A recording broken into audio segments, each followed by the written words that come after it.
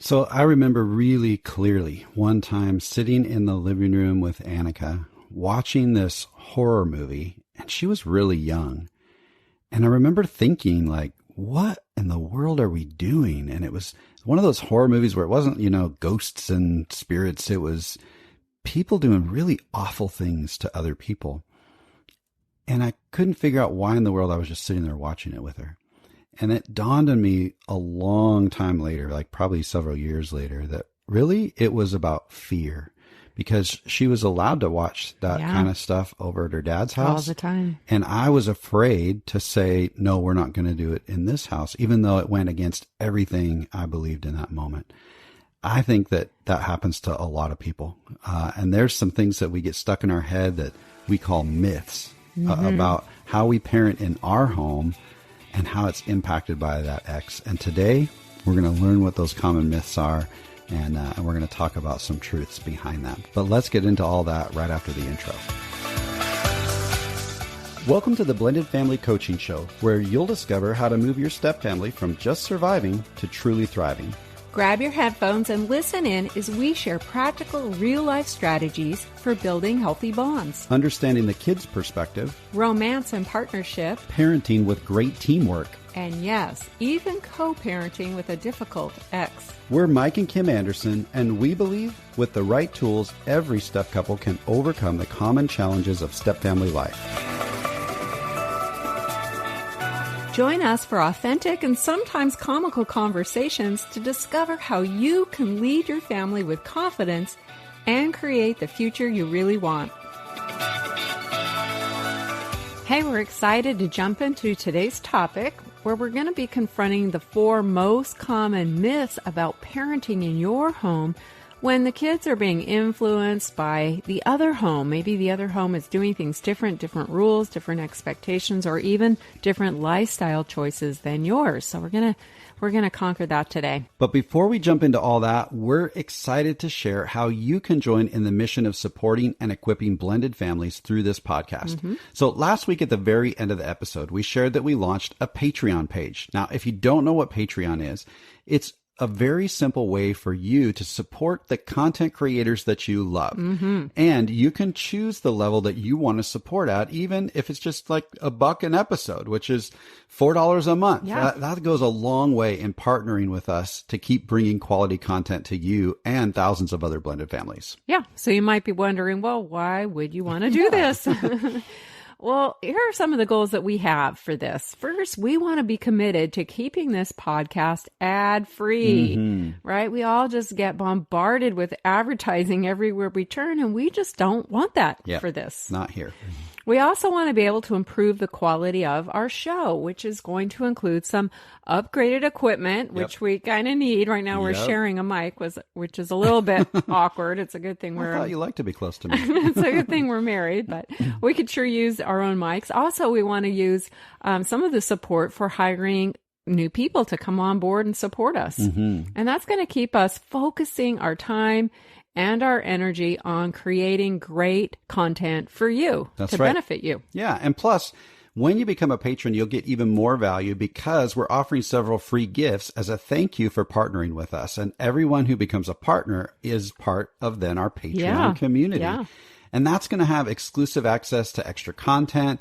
You're going to get to hang out with us behind the scenes as we develop new content and trainings. And at some point in the future, we're planning to start hosting some exclusive Ask Us Anything sessions where you can just have direct access to us and literally ask us anything, whether it's blended family stuff or about us and our personal life, whatever you want to do. It's going to be valuable and it's going to be fun. So here's how it works. You can go to our Patreon page at patreon.com, patreon.com/Mike and Kim. And of course, we're going to link to that in the show notes. You can check out the different levels that you can invest in. And, the $4 a month level really helps us stay ad free. And when you think about it, it's $1 an episode, because we release one every week or so.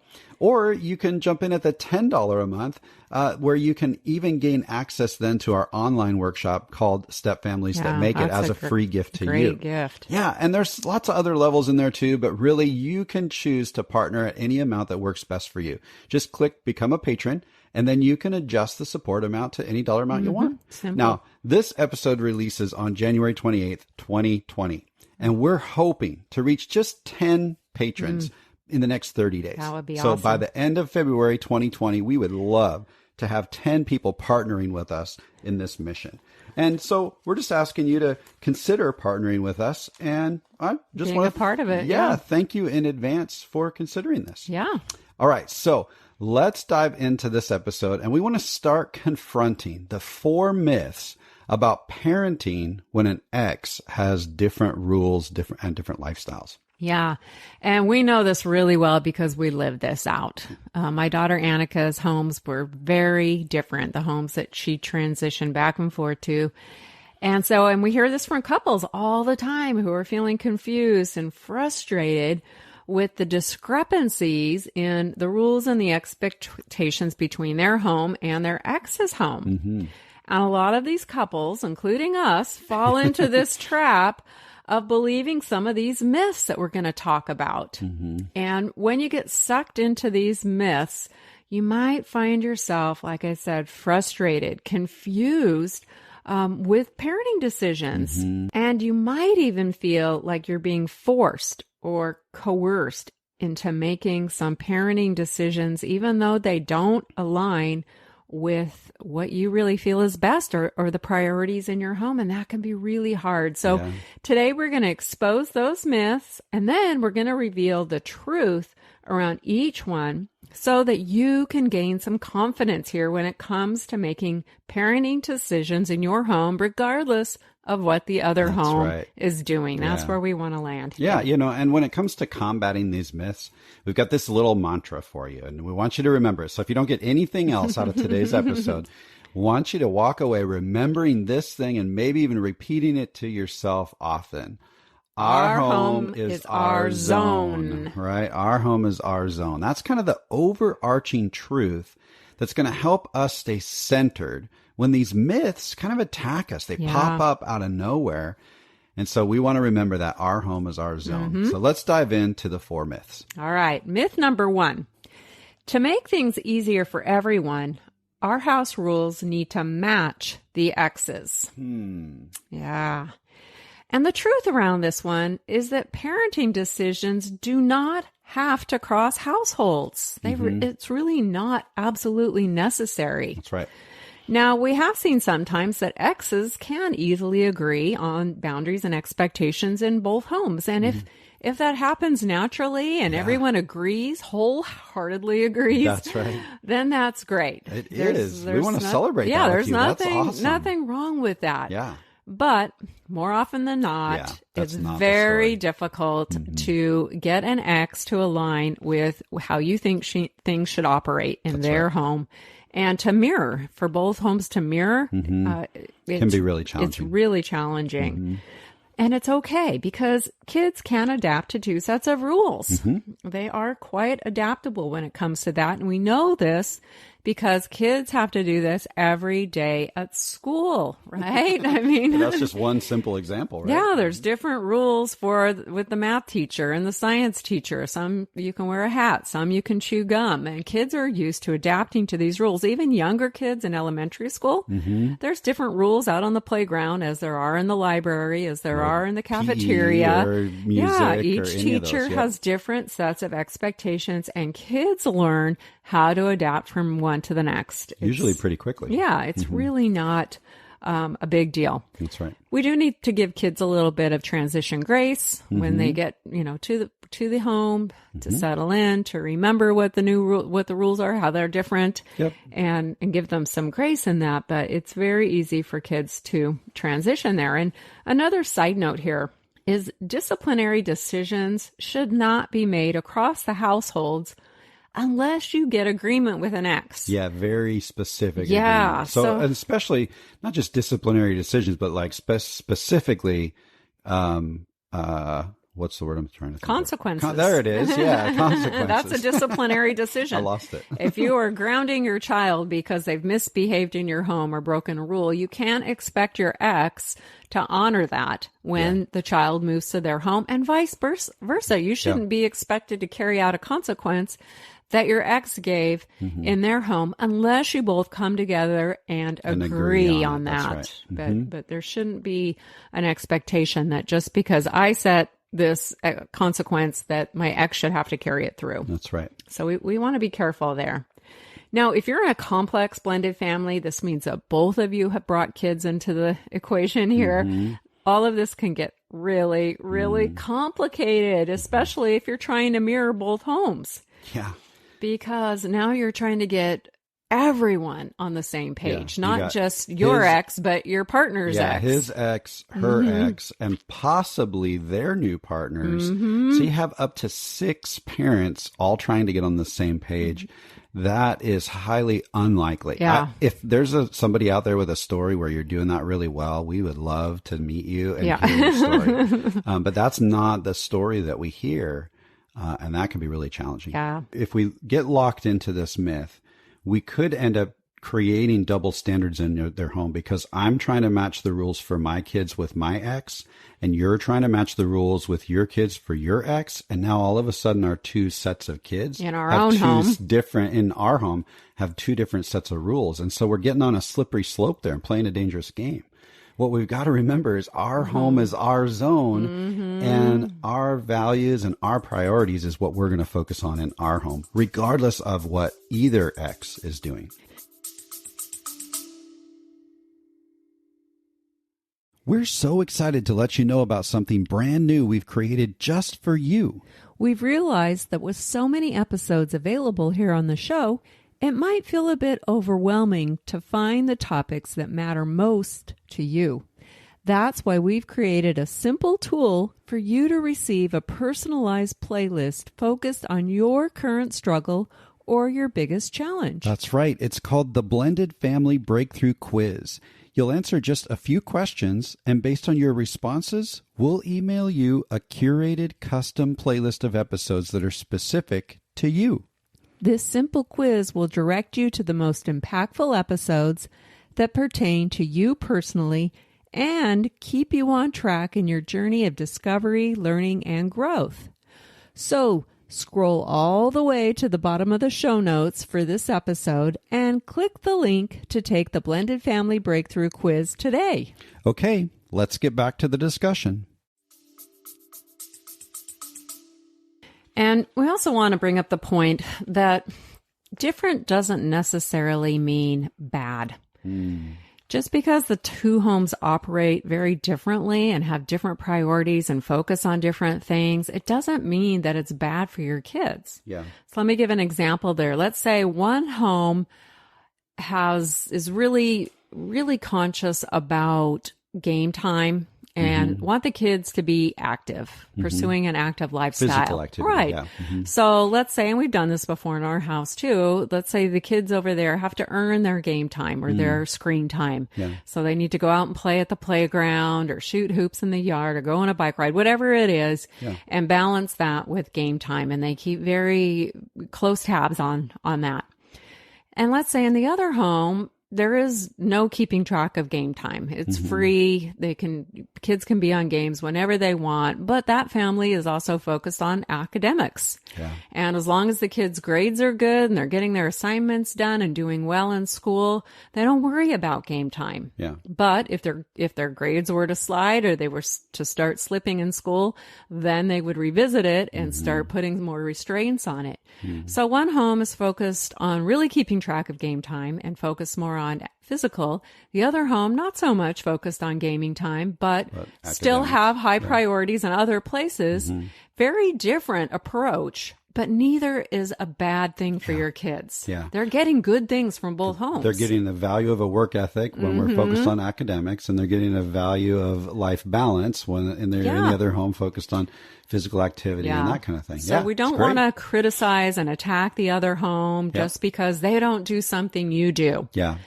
Because they could be doing other things that are equally as valuable for the kids that you may not be doing. That's right. So look at the big picture. Don't focus on menial every little thing. That's going to drive you nuts. Just keep focused on your home as your zone. Here's the bottom line.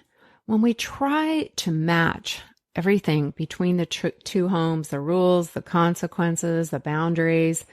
What happens is it tends to put us in a position of having to compromise some things that are really important to us in order to match what's going on with the other home. Things like values, lifestyle choices, things we want to teach our kids, character traits, all kinds of important things come into light here when we're setting up our households. Yeah, and it puts you in that position of pressure. Yeah. And that actually leads us to myth number 2. And myth number 2 says, we're just going to need to lower our standards a bit to appease the kids, or else they might reject our home or refuse to spend time with us. And that's a real fear. Like when we have that, we've had that in our story. Annika's come to us and said, oh, Dad's house is just more fun. I don't want to spend as much time in your house. And or Dad lets me do this and that. Yeah. And that hurts. It's very hurtful. And we don't want to feel that pain. And so it challenges us to lower, or it makes us feel like we might have to lower our standards just to appease them. But here's the truth. Parenting decisions that are influenced by fear or guilt are typically not the best decisions. Oh, yes. That's so true. Yeah. And, it's challenging and it's tempting because parenting, following the divorce is hard enough. When you're on your own, you're feeling guilty about the losses and the challenges that your kids have endured. And it's easy to kind of get a little bit more permissive and relaxed. Get relaxed on that. And then the pressure builds. And sometimes it's even more challenging when you've got another partner, you've repartnered, and now they want to impose some more rules and whatnot. Now you're stuck in what we call that trapped teammate. We're going to talk about more. We've just mentioned that before. And that feeling of guilt and fear then gets amplified even more when the child is starting to make comparisons to that other home. They're voicing complaints about your home. It's so hurtful. Those are real hurts. Yeah. But the truth is we don't want to be compromising on that out of fear or guilt. Yeah. What we really want to be doing is focusing on raising a child who's going to become a responsible adult. Yeah, we have a job. Yeah, one of my favorite quotes, one of my mentors have told me more than one time is, hey, we're not raising kids here, we're raising adults, right? And there's a mindset shift that has to go in that. What we're doing is we're training them to become adults. So that means we have to stand firm on our priorities and firm on our values and firm on our boundaries so that they can learn that well. And so we get this pressure and we have the guilt and we have the fear. I know that you experienced that. Yeah, you also had the pressure sometimes from the ex saying, hey, lighten up, like mellow out. And we're going, no, we don't want to compromise our values. And it's not about lightening up. So tell me a little bit about what was going on inside of you. What were you feeling when you felt that pressure? Well, it's hard when you have an ex judging the decisions you're making in your home and criticizing possibly even. That can be really tough. And well, your ex was judging your decisions, but you also had me on the other side, pushing decisions as well, right? Yeah, because you wanted more structure too. And I felt paralyzed a lot of the time. And I definitely caved into fear and guilt. And every time I did that, it was not a good decision. I later regretted any decisions made based on fear or guilt. But the bottom line for me, I had to remember that I need to do what I feel is best for my child. Yeah. I am her parent. My ex can make his decisions in his home, but I need to step up and make the right decisions in my home as well. And there were certain character traits and life skills and values that I wanted to teach my daughter. Yeah. And I knew that she was not going to get that type of training in the other home. So it was up to us to do it. And so I had to move past my fears, move past my guilt, and really step up and hold firm. Yeah, regardless of what he was doing. Would you say that fear that you felt was more kind of fearing the rejection from Annika than anything else? Yeah. And that's a real fear, but I want to tell everybody listening something. The truth is that in general, kids love their parents. They love both of their parents. And regardless of what they're bucking against or what they're saying, in most cases, kids want to stay connected to both of their parents. You have to work really hard to make a kid not want to be around you, truly at the heart of it. Yeah. So they might be saying this today, but remember, this isn't a season. We have a tendency to kind of judge what is happening today as the final thing. Or like it's going to that's last the end forever. of the story. It's going to be like this forever. They're never going to want to be around me.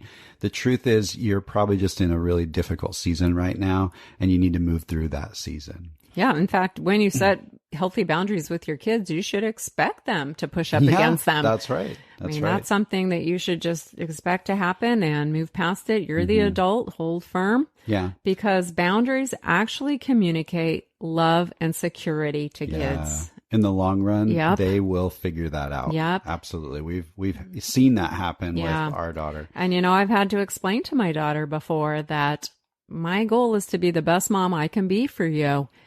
And in this particular situation, I really feel strongly that, and then I let her know what the boundary is. And if she brings up, the whole, daddy doesn't, make me do that, or daddy doesn't care about that, I don't criticize, but that's his choice to make, and he's doing what he feels is best. That's right. And I need to do what I feel is best in our home. Yeah. It's okay if he does something different. Yeah.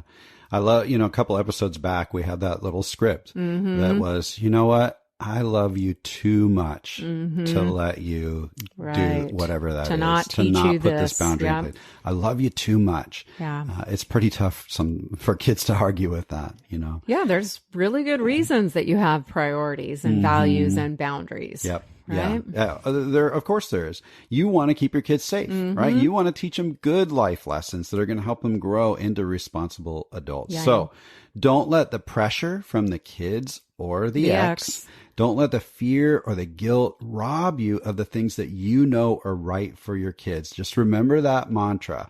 Our home is our zone, right? We said that was overarching. Our home is our zone. So you hold on to that. All right. All right. Well, what's myth number 3? Myth number 3 is all about stuff. And you might get stuck in the thinking, I don't have the authority to impose healthy limits around items that my ex has purchased. That's the myth right there. And why is that a big deal? Like they bring their socks over, you got to put boundaries around their socks.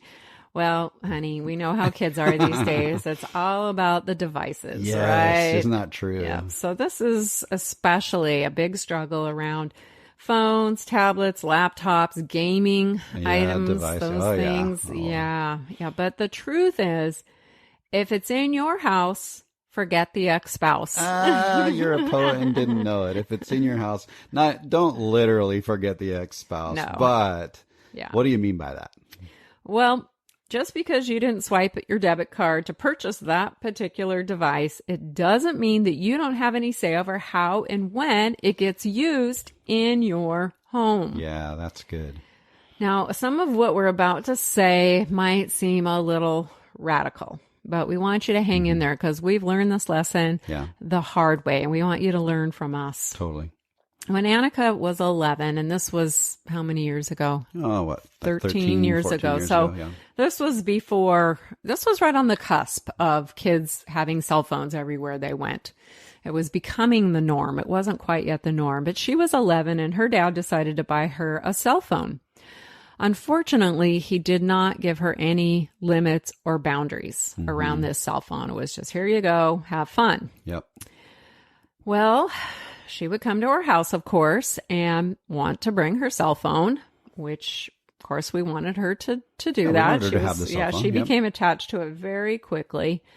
But I felt like we didn't have the authority to set any boundaries around the cell phone because technically we didn't own the cell phone. Right. That was kind of my paying the monthly bill. We had nothing to do with the financial side of it. Yeah. But this really did not go well. No. Because there were things that she was doing at her dad's house, such as sleeping with her cell phone all night and getting interrupted by texts from kids all night, that we didn't feel was healthy. Yep. And of course, we can't dictate what's going on in his home, but she would bring it to our home and want to do the same thing. She wanted to be able to respond to it at the dinner table or while we were having meals or during family time. all the time. Yeah, I mean, just she was crazy. getting onto different platforms and getting into trouble that she wasn't supposed to be on. She was not at that mature age. enough. Yeah. She was not mature enough to balance cell phone use or to know how to use it responsibly. Right. And as a result, she got into some trouble. She was, up all night texting and then tired the next day, or friends would tempt her to sneak out in the middle of the night, which she did. And we learned really the hard way that this was not a healthy situation. And it was painful for us when we started imposing some boundaries around there, because we felt, we wanted it plugged in our room where we had some control over it. Which is what our overnight. mutual kids do. Right. We wanted it not even in her pocket, but somewhere else when we were having family game night or at the dinner table. And that's where, Kim just said, well, some of this might sound really radical, but we felt like we were combating, like swinging a pendulum way over to another side just to try to create some balance. And so we went pretty far the other way there for a little while too. Yeah.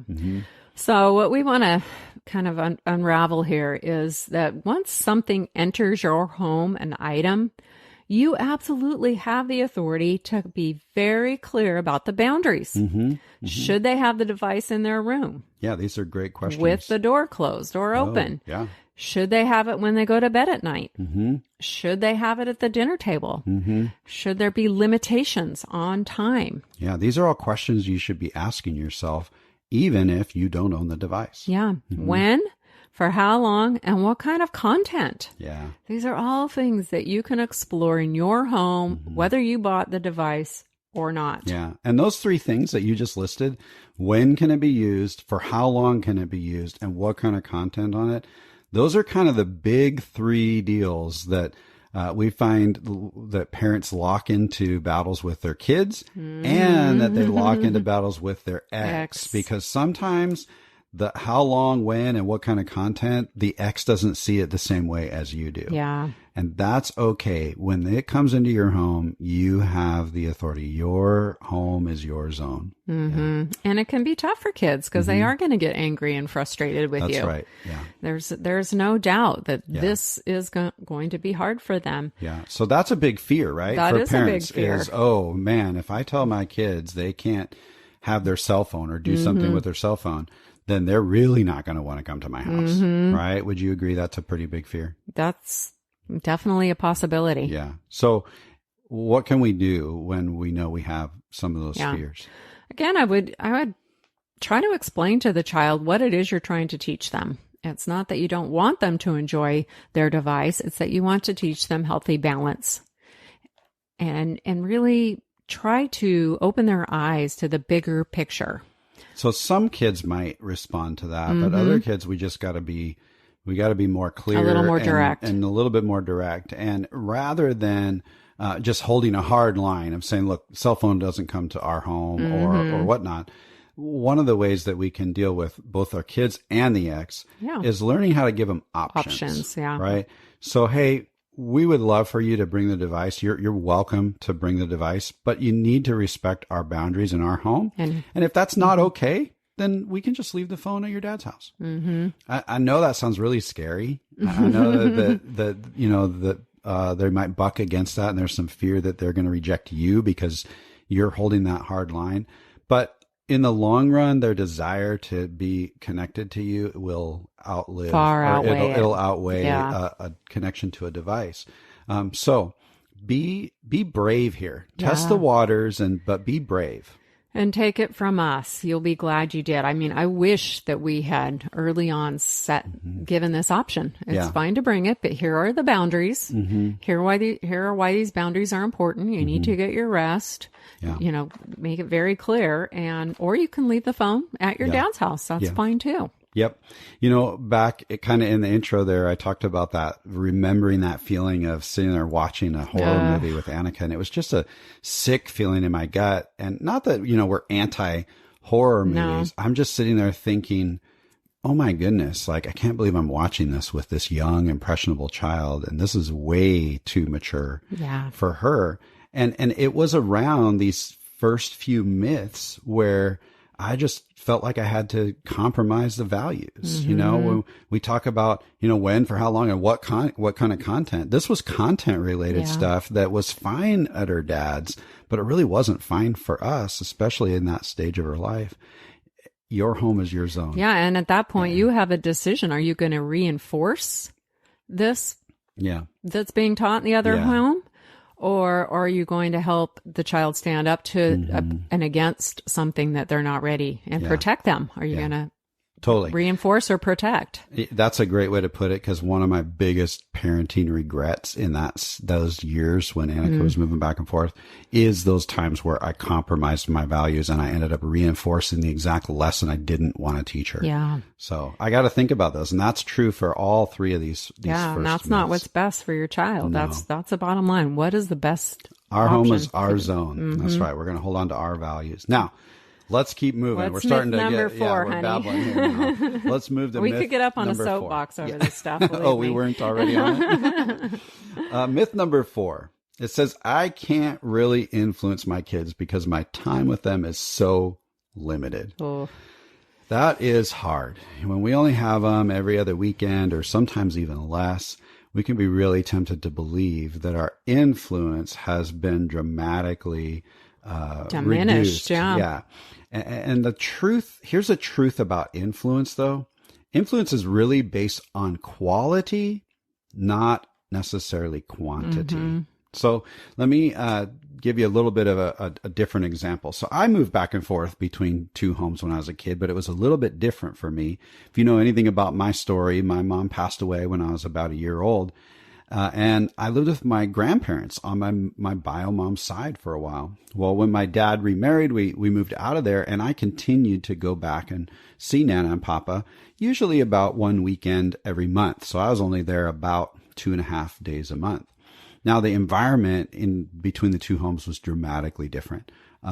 We were fairly dysfunctional in my dad and stepmom's house, and it was volatile, and there was some abuse going on, and it was just not a fun environment. And there were, you know, they wanted to teach us how to be responsible adults, but it wasn't, I wouldn't say it was nurturing in that environment. Now, Nana and Papa were very much different. It was a peaceful place. They didn't put up with garbage from me. Like if I got out of line, they weren't afraid to tell me. So they were kind of old school. Boundaries. They absolutely set boundaries. They had values, and they weren't going to compromise those values. And yet we also just hung together. Yeah. I hung out a lot of time in Papa's wood shop. You know, Nana and I did a lot of reading stories and just enjoying our time together. And as I grew up and I hit my late teens and my early 20s, I remember hitting, you know, life's dilemmas that we all hit. And I did a lot of comparing between the values that I saw in those 2 homes, the values that I saw being lived out in my dad and stepmom's house versus what was going on at Nana and Papa's. And I was very blessed to have that example, have Nana and Papa's example. And I could go back and go, now, wait, what would they maybe tell me to do in this case? And that was only 2.5 days a month. Yeah. Very limited. Yeah. They absolutely influenced me with real quality time. And so if you are a parent and you're really limited on your time, it can be tempting sometimes to either pull back on boundaries or kind of almost shrug our shoulders and give up. Yeah, what's the point? Feeling hopeless. I want you to have hope. I want you to hear that story of mine and recognize, even in just a couple days a month, how absolutely influential Nana and Papa were. You can be that same influence and to your kids. And still hold healthy boundaries. And still hold healthy boundaries. You know, kids need healthy boundaries in order to feel loved. When we say, hey, I love you too much, and I put these boundaries around you to protect you and love you. And teach you. It helps them know that you're loving them. So I know you don't want to spend all your limited time enforcing rules and disciplining and all of that. No. You do need to move through that feeling, though, when it comes to that time where you're questioning, am I going to hold on to this boundary or am I going to compromise my values just because I'm fearful that I'm going to not be influential in my child's life. You're going to be influential. If you have that limited time, don't let the pressure of your ex or the complaints of your kids cause you to compromise what you know is right. Even in that limited time, remember your home is your zone and you're loving your kids as you go through that time. Yeah. So don't let that rob you. Yeah. So let's do a little recap. Myth number 1 was to make things easier for everyone, our house rules need to match the ex's. But the truth is that parenting decisions do not have to cross households. Kids can adjust back and forth. Okay, that was myth number 1. Myth number 2 was we're going to need to lower our standards in order to appease the kids, or else they might try to reject our home or refuse to spend time with us. But you know, the truth is, parenting decisions that are influenced by fear or guilt are typically not the best decisions. So let's try not to have that be a driving factor in our parenting that leads decisions. to regret. That's right. Myth number 3. This one was all about the stuff, right? It's get stuck in that thinking of, well, I don't have the authority to impose healthy limits around items that my ex purchased, like a cell phone or a tablet or a gaming device.